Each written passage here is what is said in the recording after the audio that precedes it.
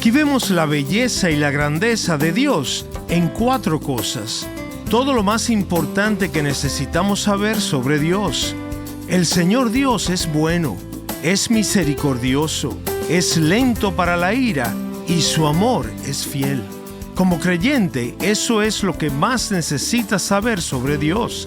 Que Él es bueno, que Él es misericordioso, que Él es lento para la ira y que su amor es siempre fiel. Soy Omar Jaramillo y quiero darles la bienvenida al programa Abre la Biblia con el pastor Colin Smith en la voz de Fausto González de Chávez. Colin, en lugar de decir simplemente, bueno, eso es todo lo que necesitas saber, ya terminamos, mejor profundicemos hoy en una de esas verdades, ¿te parece? Sí, creo que esto es como decir que hay agua en el océano. Quiero decir, es infinito, no tiene fin. Y por toda la eternidad estaremos disfrutando de la misericordia, del amor y de la gracia de Dios hacia nosotros en Jesucristo.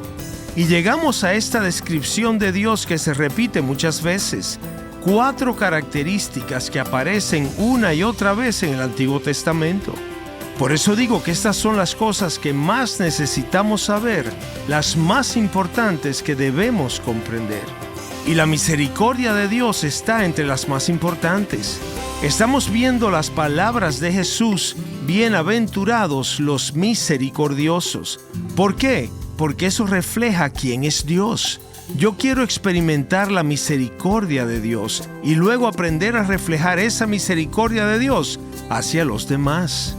Y es que justamente de eso trata el mensaje de hoy. Así que te invito a abrir tu Biblia en Mateo capítulo 5. Y vamos a comenzar con el versículo 7. Bienaventurados los misericordiosos. Aquí está el pastor Colin. Las bienaventuranzas nos muestran las características que distinguen a los verdaderos cristianos. No están ahí para decirnos cómo llegar a ser cristianos, sino para mostrarnos cómo son los cristianos genuinos. Por eso las bienaventuranzas funcionan como un espejo. Las ponemos delante de nosotros y decimos, así es como se ve un verdadero cristiano. ¿Estas cosas forman parte de mí? ¿Son estas las cosas que estoy buscando? Y luego en la primera parte de nuestra serie, observamos que las bienaventuranzas se nos dan en un orden específico. Hay una progresión en la que una conduce a la siguiente y cada una surge de la anterior. Tratamos de imaginar esto como si alguien estuviera cruzando de un aro a otro, como en los juegos que vemos en los parques, donde te balanceas y usas el impulso del aro anterior para poder alcanzar el aro siguiente. Fíjate que las bienaventuranzas comienzan en Mateo 5:3. Bienaventurados los pobres en espíritu. Aquí es donde toda persona debe comenzar. No hay otro punto de partida. Se trata de reconocer que cuando se trata de presentarnos delante de Dios, no tenemos nada que ofrecer por nosotros mismos. Somos pobres en espíritu. ¿Y qué surge de eso? Bienaventurados los que lloran. Cuando me doy cuenta de que no tengo lo que Dios exige de mí, empiezo a enfrentar mi realidad. Veo y comienzo a aborrecer los pecados que me han puesto en esa condición y lloro por ellos. ¿Y qué viene después de eso? Bienaventurados los mansos, en el versículo 5. Vimos que la mansedumbre es como un animal salvaje que tiene mucha fuerza, pero no sabe cómo usarla. Cuando se deja guiar por la mano de su dueño, esa fuerza ya no es desordenada, sino controlada y bien dirigida. Entonces su fuerza se vuelve útil y con propósito. Y vimos que se trata de que las debilidades se sometan a la mano de Dios. A partir de mi necesidad y del reconocimiento de mi propio pecado, acudo a Dios y en lugar de decir, mira lo que tengo, le digo, oh Dios, dame lo que no tengo, lo que necesito y lo que solo tú me puedes dar. Me someto a ti, Señor. Cuando una persona se rinde a Cristo, el Espíritu Santo crea en ella el deseo de ser como Él. En cada cristiano, el Espíritu Santo hace nacer un anhelo de santidad. Un verdadero cristiano no es alguien que se siente justo. De hecho, es todo lo contrario. Un verdadero cristiano es quien tiene gran hambre y sed de conocer más de la justicia que ve en el Señor Jesucristo. Estas son marcas distintivas, señales del trabajo del Espíritu Santo en la vida de una persona. Podemos ver que aquí hay un orden, un progreso. Un escritor dice que las bienaventuranzas son como joyas, como prendas valiosas, y que el Señor Jesucristo nunca las tira en un montón, sino que como un joyero que arma un collar hermoso de gran valor, toma cada pieza, cada joya y la coloca en orden. Así las bienaventuranzas nos muestran cómo se ve crecer en la vida cristiana y cómo avanzar un paso a la vez. Ahora, al igual que ustedes, yo encuentro esta serie muy desafiante, y aquí va una advertencia al entrar en la segunda parte. Cuanto más avancemos en esta serie de un aro al siguiente, mientras más progresamos en las bienaventuranzas, más desafiante se volverá. Muchas veces nos encontramos subiendo un aro y luego cayéndonos. ¿Qué pasa cuando te caes, cuando fallas, cuando te equivocas? Bueno, si eres cristiano dices, Señor, no tengo lo que hace falta. Ten misericordia de mí. ¿Y sabes qué? En el momento que dices eso, vuelves a subir al primer aro y odias el pecado que te ha hecho caer y reconoces tu fracaso y dices, me someto a ti para que me ayudes y me des gracia, para poder avanzar de una manera diferente, porque tengo hambre y sed de justicia, de crecer, de cambiar y de ser más como Cristo. Y fíjate lo que pasa entonces. Vuelves a subir a los aros. Siempre empiezas desde el número 1 y así regresas al inicio de este proceso. Así será la vida cristiana para todos nosotros. Habrá muchas ocasiones en las que nos encontramos como si estuviéramos cayendo y nos veremos entregados a la misericordia de Dios, en la que siempre confiaremos y de la que siempre dependeremos. Ahora, al mirar esta serie en conjunto, hemos visto que usando el lenguaje del huerto en las bienaventuranzas, hay un patrón de raíces, vida y fruto. Las primeras 3 son realmente las raíces de la vida piadosa. Ser pobres en espíritu, arrepentirnos de nuestros pecados y someternos a Jesucristo. Estas son las raíces de la vida bendecida, de la vida que agrada a Dios.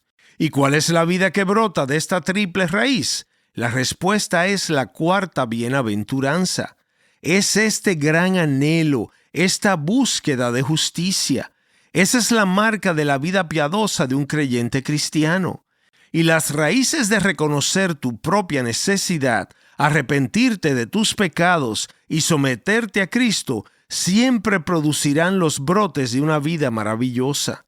Estas raíces siempre alimentan esa vida, la sostienen y la hacen crecer, esta vida hermosa de buscar la justicia. La naturaleza humana nunca podrá producir esto. Solo las raíces de la obra redentora de Dios, plantadas en el alma humana, producirán esta vida que vemos en la cuarta bienaventuranza. Y entonces, a medida que esa vida comienza a crecer, las raíces producen los brotes y la vida, y de ahí surgen en las últimas bienaventuranzas una abundancia de frutos hermosos. Pueden ver el fruto en los versículos 7, 8 y 9. Misericordia, versículo 7. Pureza, versículo 8. Y paz, versículo 9. Este es el fruto que nace de todo lo que hemos estado aprendiendo en la primera parte de esta serie. Y aquí es donde retomamos la enseñanza de hoy. De manera que llegamos ahora a la quinta bienaventuranza y comenzamos con los grandes frutos de la obra de Cristo, la obra redentora de Cristo en la vida de un creyente. Y leemos, bienaventurados los misericordiosos, pues ellos recibirán misericordia. Y una vez más seguimos el mismo patrón de esta serie. Vamos a dedicar 2 mensajes a cada una de estas bienaventuranzas para poder reflexionar bien sobre ellas y trabajarlas de manera intencional. Hoy vamos a plantearnos la pregunta, ¿a qué me llama Cristo? Y en el programa siguiente nos preguntaremos, ¿cómo puedo tener más de esta misericordia en mi vida?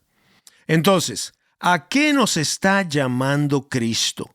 El mejor lugar para comenzar es la historia del buen samaritano. Y la mayoría de ustedes están muy familiarizados con esta historia. Hay un hombre que viaja por un lugar muy peligroso. Es atacado, robado, golpeado y tenido por muerto. Entonces pasa otro viajero, pero sigue de largo. Después pasa un segundo viajero. Llega al mismo lugar, ve la necesidad, pero también continúa su camino. En Lucas 10:33 Jesús dice: «Pero cierto samaritano que iba de viaje llegó a donde él estaba y cuando lo vio tuvo compasión». Pero la historia no termina ahí, porque tuvo compasión. Jesús dice en el versículo 34: «Acercándose, le vendó sus heridas, derramando aceite y vino sobre ellas». Y al final de la historia, y esto es muy importante, Jesús le hace una pregunta a la persona con la que está hablando. ¿Cuál de estos tres piensas tú que demostró ser prójimo del que cayó en manos de los salteadores? Y la persona con la que Jesús habla responde correctamente en el versículo 37, el que tuvo misericordia de él. Así que esta, la más famosa de las parábolas de Jesús, es una historia sobre la misericordia. Y Jesús nos enseña aquí que la misericordia tiene dos partes que siempre van unidas. La primera es que hay ternura de corazón. Cuando lo vio, tuvo compasión. Ese es el sentimiento del corazón. No es una de esas personas que dicen: «Míralo, es culpa suya, se buscó lo que le pasó». El corazón del buen samaritano fue conmovido al ver la necesidad y la situación tan difícil de aquel hombre. Pero no solo había ternura de corazón, sino que en segundo lugar también hubo una acción que provino de la ternura del corazón. Se acercó a él, le vendó las heridas y le echó aceite y vino. Así que la misericordia siempre se compone de estos dos elementos, sentimiento y acción. Por lo tanto, podemos decir que la misericordia implica un corazón tierno que se preocupa y también actúa. Un corazón que se preocupa y actúa por el bien de los demás.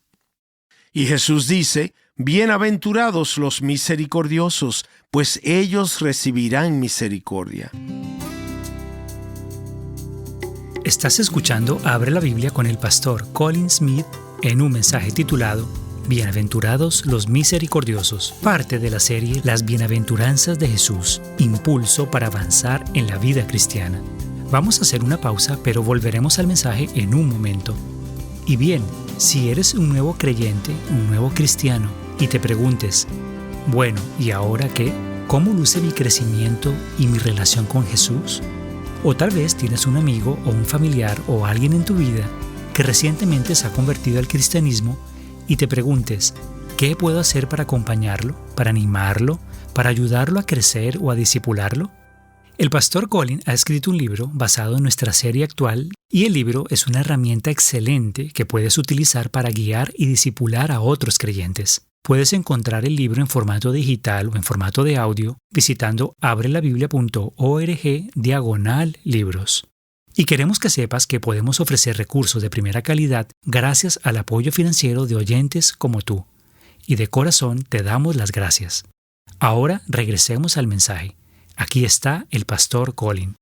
Así que la misericordia siempre se compone de estos dos elementos, sentimiento y acción.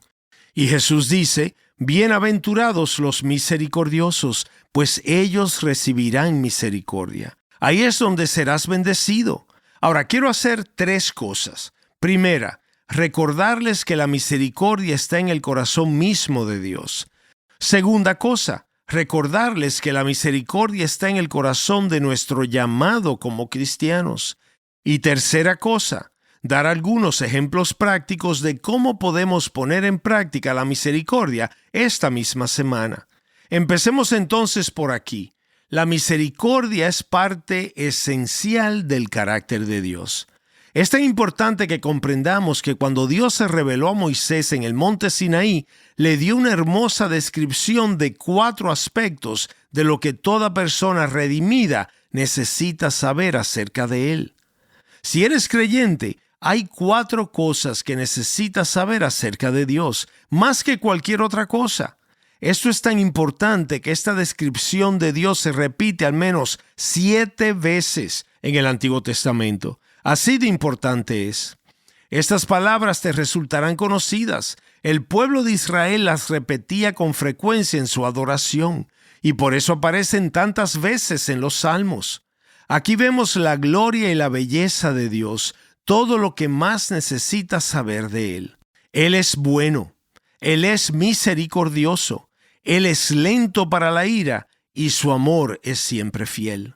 Eso es lo esencial que necesitas saber acerca de Dios, que Él es bueno, que Él es misericordioso, que Él es lento para la ira y que su amor es siempre fiel. 7 veces se nos dice esto en el Antiguo Testamento y se repetía constantemente en la adoración del pueblo judío. Este es tu Dios, contémplalo en la belleza de su amor y de su gloria, expresado en 4 aspectos. Y por supuesto el resto de la Biblia desarrolla este tema, de modo que cuando llegamos al Nuevo Testamento, Efesios 2:4 nos dice que Dios es rico en misericordia. Hay una generosidad desbordante de esto. En el corazón de Dios hay una misericordia sin límites, inagotable. Por eso el creyente puede decir con confianza, ciertamente el bien y la misericordia me seguirán todos los días de mi vida, como vimos en nuestra serie sobre el Salmo 23. Nunca llegará un día en el que la misericordia de Dios no sea nueva para nosotros. Es por la misericordia de Dios que somos salvos. Eso dice Tito 3:5. Y cuando Pablo da su propio testimonio, dice que cuando se trata de pecadores, él estaba al frente de la fila, era el peor de todos. Pero esto es lo que ocurrió y lo resume en una sola frase: recibí misericordia. Esto está en el corazón de tu salvación en Jesucristo. Cuando llegamos entonces al libro de Hebreos, vemos que las Escrituras ponen un enfoque especial en la misericordia de nuestro Señor Jesús. Se nos dice que Él tuvo que hacerse semejante a nosotros. Eso es la Navidad, eso es la encarnación, es Él, Dios haciéndose carne. ¿Y por qué fue así? ¿De qué se trataba realmente la Navidad? Tuvo que hacerse semejante a nosotros en todo. ¿Por qué? Para llegar a ser un sumo sacerdote misericordioso. Porque Él ha estado en nuestra piel, ha experimentado, ha sentido y ha visto la vida humana desde dentro. Él sabe lo que es. Él ha pasado por eso y por lo tanto es misericordioso. Un sumo sacerdote misericordioso. Tratemos de darle forma concreta a eso. Pensemos en la misericordia de Jesús hacia Simón Pedro. Recuerda que Jesús le dijo: antes de que el gallo cante, me negarás 3 veces. Pedro, vas a fracasar de manera espectacular. Va a ser algo devastador. Y tal vez pienses: uy, eso me está hablando a mí. Eso es justo lo que he hecho. Estoy en medio del mayor de los fracasos. Y tal vez como Pedro te encuentras diciendo: ¿cómo terminé haciendo esto? ¿Cómo pude meterme en esta situación? ¿Qué me llevó a hacer esto? Y Jesús le dice a Pedro, y también a ti hoy: Satanás te ha reclamado para zarandearte como a trigo, pero yo he rogado por ti, para que tu fe no falle. Y la fe de Pedro prevaleció. Podrías decir: ¿pero acaso Pedro no negó a Jesús? Sí, claro que sí, lo hizo. Su testimonio falló, como puede haber fallado el tuyo. Pero la fe de Pedro no permaneció junto a su negación, sino que lo llevó al arrepentimiento. Y así, después de la resurrección, encontramos a Pedro junto al Señor Jesús y él le dice: Señor, tú sabes que te quiero. Y Jesús le responde: apacienta mis ovejas. Se lo dice al hombre que ha cometido la mayor de las ofensas. Ese es un verdadero sumo sacerdote misericordioso. Y te alegras profundamente de que ese sea tu Jesús. Gracias a su misericordia, tu fracaso no tiene por qué tener la última palabra. Eso es la misericordia. Y en Jesucristo, Dios le dice a su pueblo: yo soy el que borró tus transgresiones por amor a mí mismo, y no recordaré tus pecados. ¡Qué gran promesa es esta para la persona desanimada por su pecado! No recordaré tus pecados. Y cuando sabes que Cristo es un sumo sacerdote misericordioso, querrás acercarte a Él. Verás, Mientras exista en nuestra mente la sospecha de que Dios está en nuestra contra, listo para condenarnos y para mostrar lo fracasados que somos, tendremos la tendencia a mantenernos a cierta distancia de Él, a una distancia segura, incluso cuando estemos en la iglesia. Pero cuando sabes que Jesús es un sumo sacerdote misericordioso y ves la hermosura de su misericordia, su cuidado, su compasión y su disposición para actuar a tu favor, entonces comienza a nacer en ti el deseo de acercarte a Él y empiezas a decir, eso es lo que necesito, eso es lo que estoy buscando. Y es por eso que el libro de Hebreos nos dice, por tanto, acerquémonos con confianza al trono de la gracia para que recibamos misericordia y hallemos gracia para la ayuda oportuna. Piensa en la misericordia de Jesús hacia Tomás.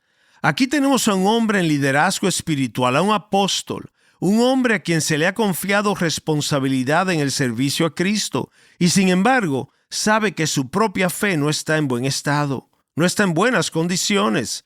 Las preguntas sin respuesta se han ido acumulando en su mente y en su corazón debía sentir que se estaba alejando poco a poco. Incluso cuando los otros discípulos se reunían, hubo ocasiones en las que él no estuvo presente. El hombre que antes estaba en el centro comenzó a quedarse a un lado, a apartarse, y lo que estaba pasando en su interior no era bueno. Pero aquí está la buena noticia.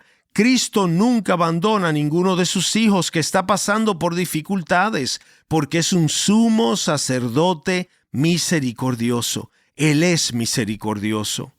Y recuerdas cómo Cristo, después de la resurrección, se acerca a este hombre con liderazgo espiritual que está luchando con sus propias preguntas, con sus dudas y con su fe, a Tomás, y le dice, acerca aquí tu dedo y mira mis manos, extiende aquí tu mano y métela en mi costado, no seas incrédulo, cree.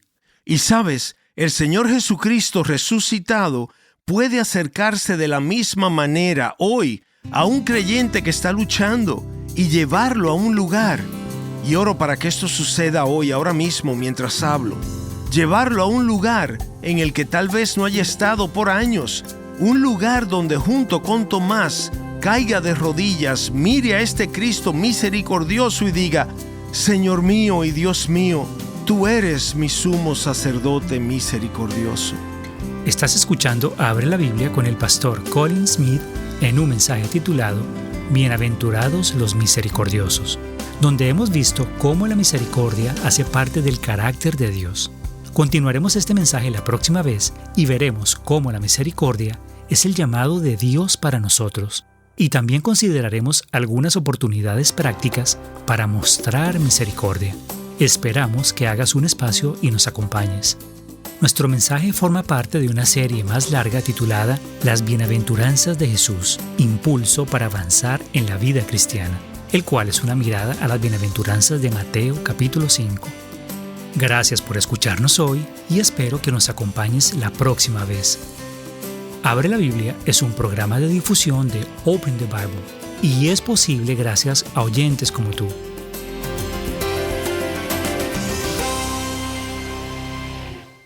¿Dónde y cómo puedes ser misericordioso? Soy su presentador, Omar Jaramillo, y en el próximo Abre la Biblia descubriremos cómo se ve eso en la vida real.